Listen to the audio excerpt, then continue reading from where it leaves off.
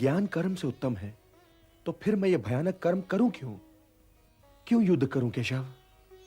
क्यों ना मुनि बनकर मौन समाधि में चला जाऊं? मैं कल्याण का मार्ग पूछ रहा हूं केशव।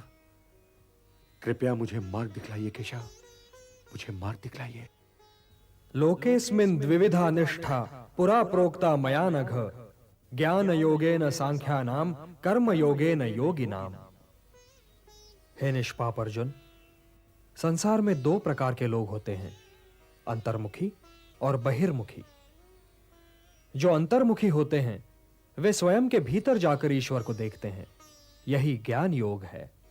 और जो बहिर्मुखी होते हैं वे स्वयं से बाहर निकलकर उसे प्राप्त करने का प्रयत्न करते हैं, किंतु कर्म से छुटकारा नहीं, क्योंकि स्वयं के भीतर जाकर उसे खोजना भी तो कर्म ही है।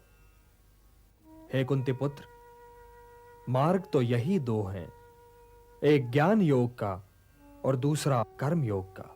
हे केशव, तो फिर मैं ज्ञान योग के ही मार्ग पर क्यों ना चलूं?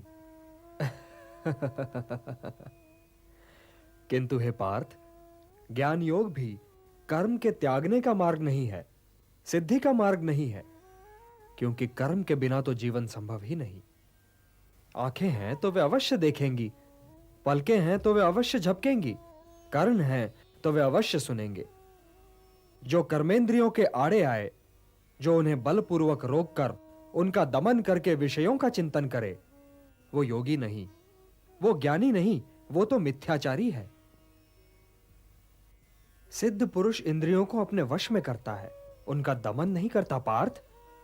वो आंखें बंद करके नहीं जीता। कर्म बिना तो शरीर की यात्रा संभव ही नहीं। व्यक्ति सांस तो लेगा ही ना पार्थ। यदि वातावरण में कोई सुगंध या दुर्गंध है तो वो उसका अनुभव करने के लिए भी विवश है। यदि उसके आसपास कोई नाद है, कोई ध्वनि है, कोई कोलाहल है, तो उसे सुनने के लिए उसके कर्ण उसके आदेश की प्रतीक्षा तो नहीं करेंगे ना। इसलिए जो अपने इंद्रियों को नियंत्रित रखे, जो उन पर अपनी चेतना का अंकुश लगाकर उन्हें कर्मोन्मुख करे, उन्हें कर्म की दिशा दिखाए, वही श्रेष्ठ है। वो अपने विकल्पों को समझता है पार्थ, और अपनी संकल्प शक्ति का प्रयोग करता है।